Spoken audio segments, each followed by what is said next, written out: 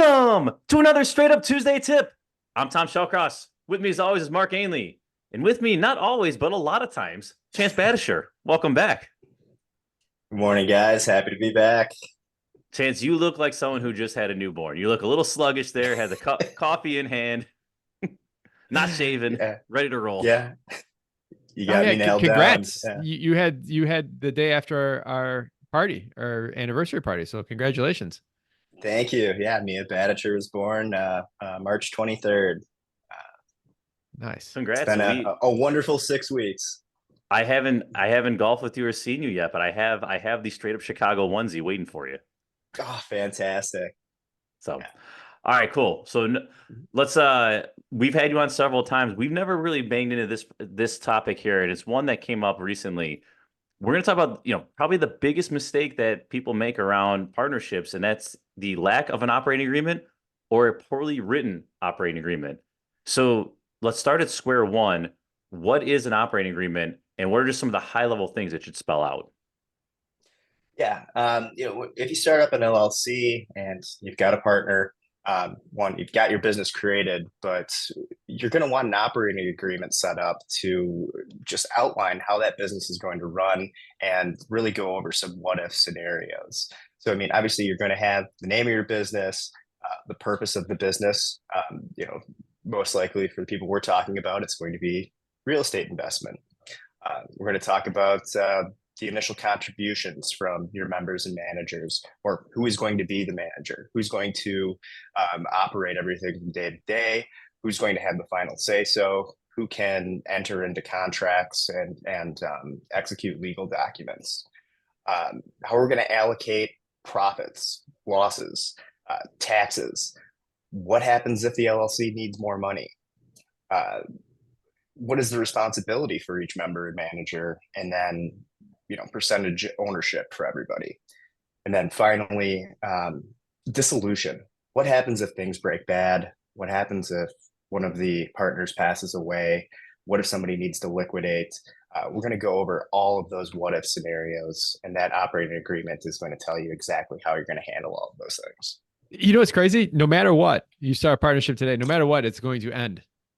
No matter what. Yeah, if it's two people, one of you are going to die. Like, it Yeah, sounds yeah, terrible. at least One of you will be at the most. other's funeral and have to talk to the family about, hey, like, we have this 50-50 thing here. Yes, it could Yeah. end right away and mutually agreed, or it will end in some. But no matter what, it's going to end, and it's crazy how no one ever really, and myself included, I've been guilty of this in the past. We just never spelled out what the end looks like. Yeah. Nobody likes to think about the bad things that can happen, but they will happen eventually. So you want to be prepared. It will take a buttload of stress off of your shoulders. Well, the one other thing I'll say here too, and they talk about this with, in the beginning when you're sitting there, you're writing out in the back napkin your plan, and you're going to do this, you're going to take over the world. Everyone feels so good, and you think like, we're such good friends, we're such good buddies, or he's a brother of a sister of a fraternity, whatever it might be like. And that's the time when these conversations are the easiest. It's never easiest when you're pissed. Now you got no more money. Your wife's mad. You're in this partnership, like 6 months, 6 years, whatever is down the road. Like, that is the moment where you start laying out all this stuff. And you rattle off a lot of stuff, and it sounds like a lot of work. But I mean, typically, I'm sure you have a template, and it usually takes 10 minutes to kind of hammer some of that stuff out, or at least most of it. You would think so, but every partnership is going to be a little unique. It depends on who's involved, and how they want the succession plan to happen. Also, if the partners coming in aren't exactly equal partners in terms of equity, those are specifics that really need to be hammered out immediately. So, I mean, yeah, we do have a template, but 10 minutes, definitely not. Everything, I mean, if you're going to take 10 minutes to do it, you might as well find a crappy form online. We really take the time to make sure that we get into the weeds, and we're prepared for any worst case scenario. I'm non-confrontational, so maybe it takes me 10 minutes, and I agree, or I'm more flexible. Yeah, Mark, I don't think we even have one for the podcast. That just shows how bad you and I are at this. It's funny, when this conversation started, I thought about that, and I'm like, I'm not going to say that on air right now. I will. Hey, I am not the person to model on this. I'm the one who understands what should be done. And then Chance is the one who keeps me in line going, no, you need to do all these things. So Yeah. thank you. Yeah, to your credit, you've done everything I've recommended. You are set up and safe. So you are a great template to have everyone else work off of. Well, Yeah. I know one of my business partners on the real estate. So we have a bunch of different entities. I have a bunch of different partners on the commercial side, some residential side. The one of the biggest fears my partners always have is going into business with my wife, or I feel the same way. Like I don't want to go into business with them, and that's I think one of the biggest things about having the operating agreement very clean and spelled out that we're not having to be partners with each other's spouses, because that's not what we signed up for. Yeah, Yeah. absolutely. Yeah, that can absolutely be spelled out. If one of the partners, were to pass away, that ownership interest doesn't need to automatically go to their spouse. You can have that spelled out that they can be bought out. They have an option to buy you out, or those shares just go to the surviving partner. We can draft for all sorts of scenarios. Yeah, that's the big one. And I think the other big one is responsibilities, right? Because it's very easy to say, we're both going after this building. We're both going to do everything 50-50. Like, it's not going to work that way, right? So who is responsible for leasing? Who's responsible for management? Who's responsible for dealing with the lenders? Like, it could all be the same person. It could be divided, but like just taking the time to spell all those things out times 100, right? There's so many different scenarios just so it's there and it's documented. And you might, just so everyone's on the same wavelength, you going through the exercise, you might be like, oh crap, I thought you were going to help me there. No. Okay. Like we might have to change our equity positions here. Yeah, Yeah. and I mean, can both of you enter into contracts to buy new properties? Can you both sell the properties that you've already purchased? Who's filing the taxes? There's so many things people don't think about, and it's so great to have a template showing you who's responsible for what. I think I see a lot of partnerships over the years go south, or because some of the thing that's not spelled out is really what happens on an ongoing basis if money has to be put back into it, the entity. You guys might both keep 3 or 25 grand in, or you got percentages based on your initial investment, but now there's problems, and now if we want to keep this moving, it's got to be this much more money or this much time. Where the guy that doesn't have as much money, maybe he's having a focus on his career and he's not able to put the time or the money in, and that's where I see a lot of people then start fighting, or that's where they start realizing like, man, he's not, or feeling like he's not holding up his end of the bargain or her end of the bargain, and that's where I see spelling some of that stuff out can be very helpful. Yeah, and people don't like to think about it, but it happens all the time. And if these responsibilities aren't listed out in your operating agreements, you're probably headed for a bad breakup at some point. I see it between friends. I see it between family members, just because nobody knew what their responsibilities were going to be when things got tough.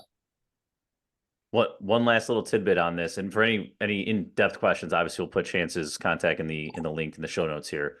One other thing, if you're getting financing, and this is a new LLC you're spinning up, new partnership, the bank will require the operating agreement, right? So you can't just be like, oh, we'll figure it. Like, you will not get financing approved until you send that to the bank. So this is something that needs to happen relatively quickly. Don't let this be your dependency that holds you up from, hey, we said we close in 45 days or whatever, and now we can't. Yeah, we just recently went through it, and who signs that paperwork for that loan, or who has to sign that the other person is signing, is all spelled out in that agreement as well too. Yeah. Correct. Cool. Yeah, the operating agreement is something that should happen immediately when your LLC is set up. I'm going to take delay it at all. just your professional opinion. Like, when you see a couple buddies, partners, whatever, buying real estate or investing in a building, what percentage of the time do you think they don't even have an operating agreement? I think I see that happen a lot more than anything being a problem. More often than not. Really? So There's you no think it's that operating big? agreement in place. I just thought I had Yeah. a crappy network of people that aren't responsible to look forward. Yeah, people don't realize that they need it. And they don't realize it until we're so far into the game that it makes things difficult. Man. All right. Good stuff. Let's wrap here with our Chicago fact, obviously sponsored by Lavelle Law. Mark, who are we playing for? All right, playing for Cornell Williams. Cornell, if myself or Chance gets this question right, you get a $50 gift card brought to you by Lavelle Law. All right. So, Chance, I know you live in the lovely Avondale neighborhood. What's the name of the park located on Diversey, just east of Pulaski? It's technically in Logan, I believe, because Diversey is the cutoff. But what's the name of that park there? On Diversey, just east of Pulaski. And I'll give you some options. Calvin Park, Kosciuszko Park, Mozart Park, Shimona Park. I think it's Mozart. Yeah, I would have said Mozart. I'll go with the second one. What was the one? Kozio. Kosciuszko, the yeah, Polish general. That's the answer. Oh, is it really? Okay, that would have been my Mozart's second. further south. I've never. Maybe I'm Okay. not thinking the right Little part. Easter egg for my buddy. Shimona Park's just where I grew up playing Little League and Pop Warner football. Nowhere near there. All right. Well, man, we got it. Nice job, Chance. We got for now we got a $50 gift card brought to you by Lavelle Law. Nice job, Chance. You get to give out $50. Yeah. Whew. He knew it I think I'm like Mozart. over. He knew it I'm like wasn't over Mozart. 6 on these. Nice. Well, hey, Chance, thanks for coming on again. Tom, thanks as always. Listeners, if you have additional questions about opera agreements or find out more information, you can visit all Chance's information either in the show notes of this show or go to straightupchicagoinvestor.com and go click on Build Your Team right on the homepage there, and you'll find Chance about one click below, and he'll have his email and his cell phone and a link to his website that you could contact him there as well.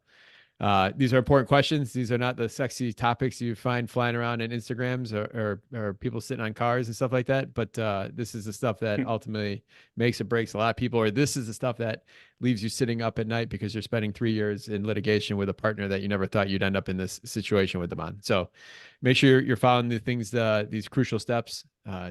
Chance, thank you. Tom, thank you. Listeners, we'll see you Thursday. Thanks all.